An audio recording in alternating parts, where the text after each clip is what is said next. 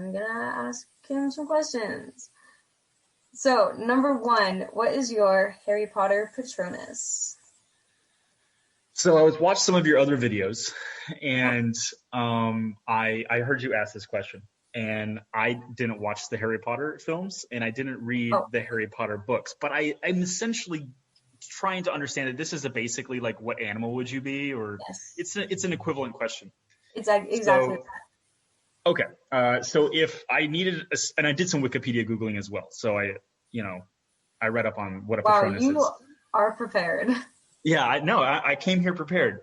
And I would have to say, after thinking about it, I would choose to be a butterfly as to have my Patronus. I love that. Can you tell me a little about why? Because they migrate, they get to travel. Typically, especially the monarch butterfly travels from Mexico over into the United States. And I think that it would be kind of cool to have a really short ephemeral existence where you just kind of like emerge from goo and you fly around and then you go and pollinate and reproduce and then just die. And it's like 3 days or 10 days or whatever. It just sounds like a blast. And if that's my spirit animal, then I'm all for it. I like that. That's very creative. I mean, I'm going to give you like a little bit of extra points for your research. I guess, I'm well prepared. If you had to come up with it like off the top of your head, I wonder what you would have made. But I thought about that too. So I have 2 answers. The first answer was prepared. I did the research and I really, really thought about it. And the first answer of Patronus / what animal would I be would definitely be a well taken care of dog. That would be like your dogs. You'd be like my dogs. I want to be reincarnated as my dog. Maybe you are. That's the perfect existence. Or Cosmo? Are you the crazy Cosmo maniac or the chill? Yeah. Yeah. I just want to be a fat, lazy dog who naps and hugs and that's my life. That's all I want. Love it. What is a hobby that you have? A hobby. So I like to read.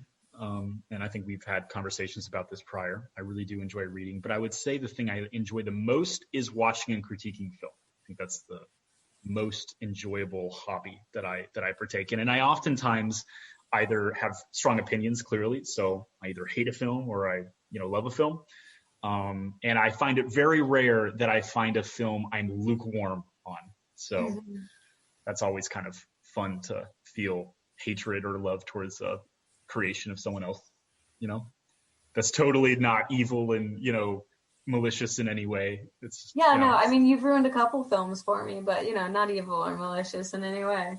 Yeah, I will ruin films for people, guaranteed. I have an entire 20 to 30 minute rant that will ruin Tenet for the rest of your life. So if any of you guys watching see Tenet, hit me up, let me know, and I will destroy that film for you. Yeah, if you guys want to hear like the best critique of any movie that may ruin your view of that movie, just like put the movie title in the comments and Chris will take care of that. I will, 100%. What is your ideal day? My ideal day. So it depends on where I am or what the season is. All up to you. It's like if you were going to live a perfect day. A perfect day. And you could control so I guess I'd have to describe it in detail, or is it just more general, like what the weather would be like? I mean, it's up to you. It's your day. Like pretend I'm a genie and I'm just going to make that day happen. So. Okay. I need parameters, so this is going to be difficult. Okay. So my ideal day would be that I wake up at 10 a.m. I slowly get out of bed. I am showered, brushed teeth, and had breakfast by 11 to 11:15. And then I take my dogs on a walk through a flat but beautifully manicured park, particularly for the length of 4 to 5 hours. Get them worn down until my feet are just a little bit sore, and then go back to the house and take a chair, plop it outside, sit and read until around dusk. And then once dusk hits, go inside, make dinner, and watch a film until I fall asleep at 10 p.m. That sounds like a perfect day. You're such an old man. That's great. 100%. I am a 65-year-old retiree. That is my soul. It's who I am. It's all I want in life. All right.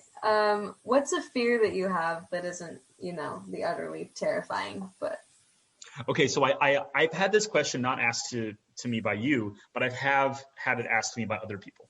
And I qualify, or I create two different categories for fears. I have irrational fears and totally substantiated fears, right?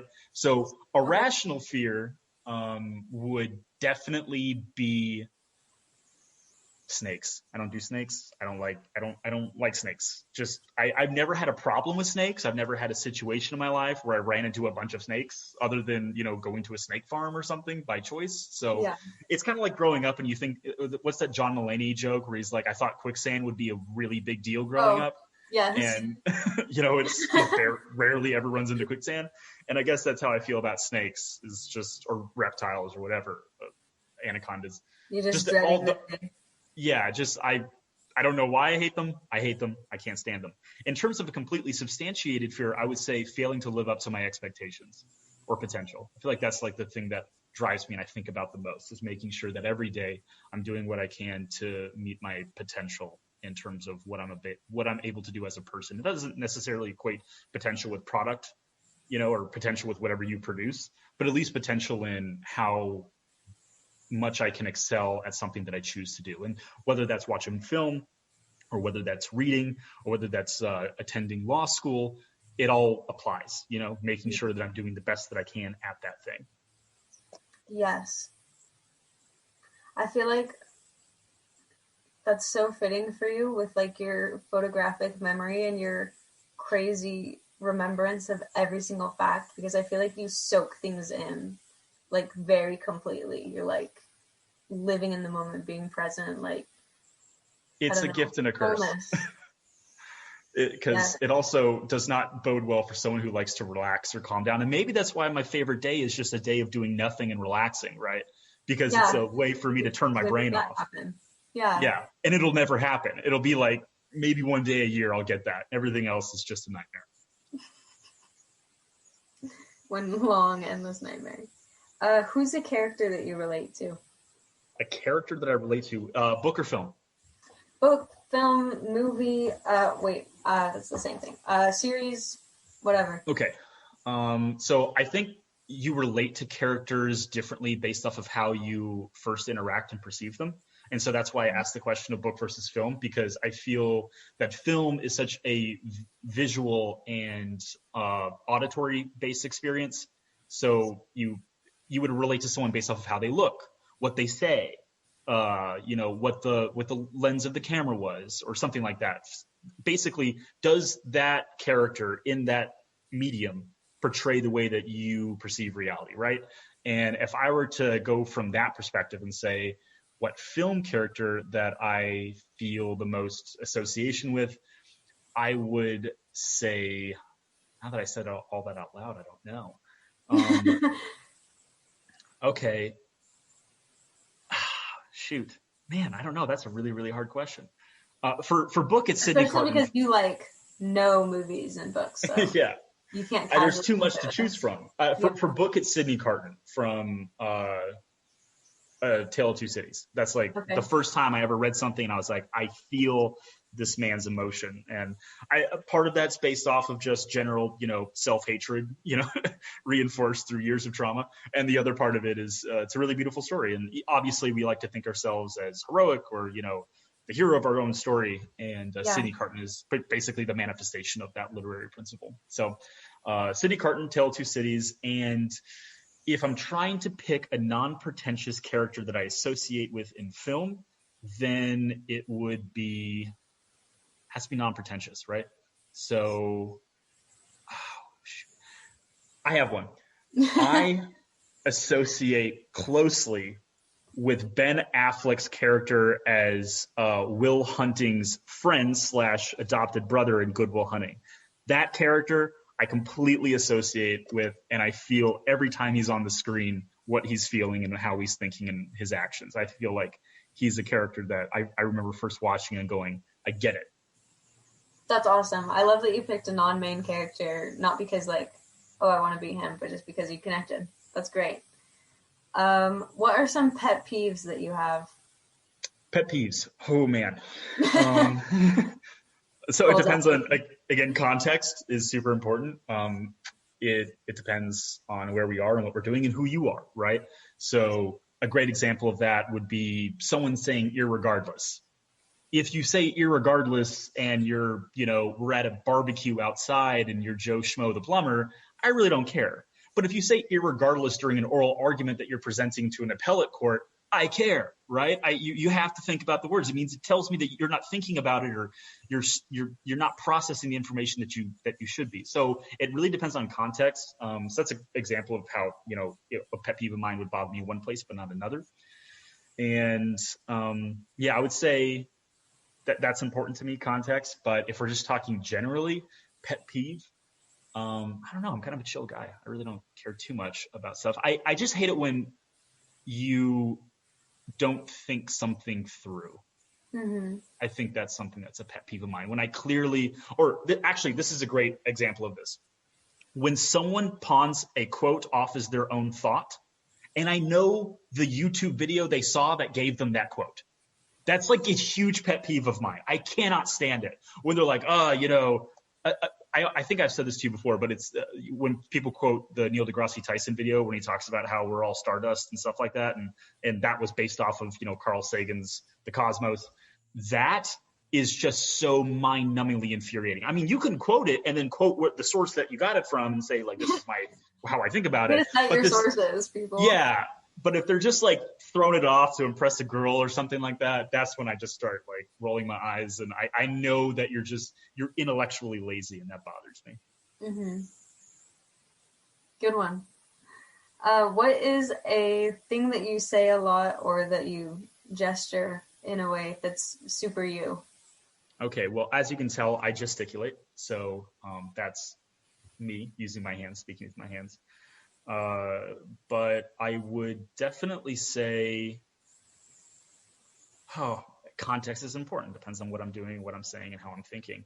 If I'm drunk, my accent comes out, and I'll say like "y'all ain't whatever," and my accent will kind of like slip out. So Yeah. that's definitely. But okay, I have a perfect one, and you know this. I can't say someone's first name. I have to say their full name. I'm glad that you remembered that because yes, that is your thing.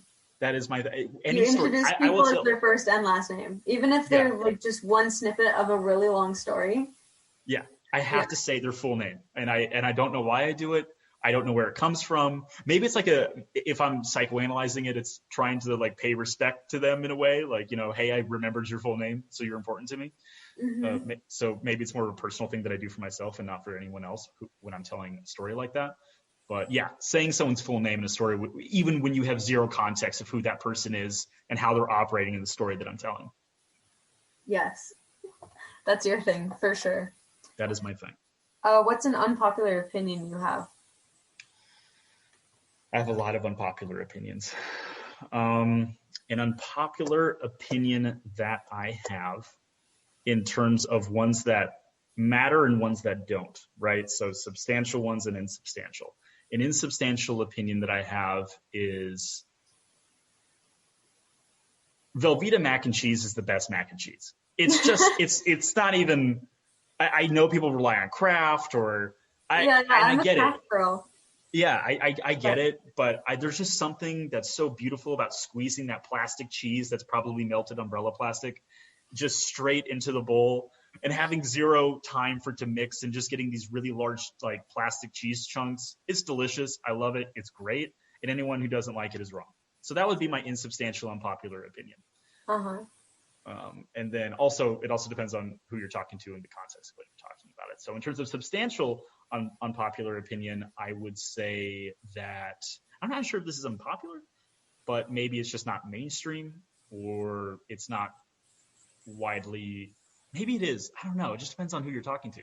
But I would say that the development and growth of modern versions of capitalistic markets is the main cause of global instability in the world today. I would say that's like probably my unpopular opinion. And I guess it depends on the group that you're talking to. If you're talking to a group of like Marxists or people who agree with what you're saying and you're preaching to a choir, then it's great. But, we live in a capitalistic society and, I would probably hear a lot of arguments from economists or government officials that would say the opposite and say that I'm wrong. So yeah, depends on who I'm talking I'd say in general that's an unpopular opinion because it's not like we're living as if that's the truth and we know it, you know? Yeah, and now we're talking about what's truth and reality, right? So I could theoretically, I could be right. I'd have to do more research, and obviously this is an unpopular opinion that I have based off of the research that I've done, and I could do more and become more of an expert. And I'm not going to proffer like I'm some, or say I'm some expert economist, but that's my opinion. It can be unpopular. All right. God, I must be a terrible person to interview because it's just like constantly. No, my cheeks hurt from amusement of just like Oh. smiling at the things you say. I think it's great. No, you're great. Don't worry.